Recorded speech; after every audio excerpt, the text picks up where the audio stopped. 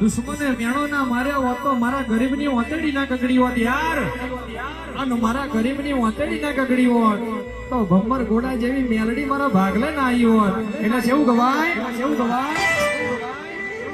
એ મન પાડવાના પ્લાની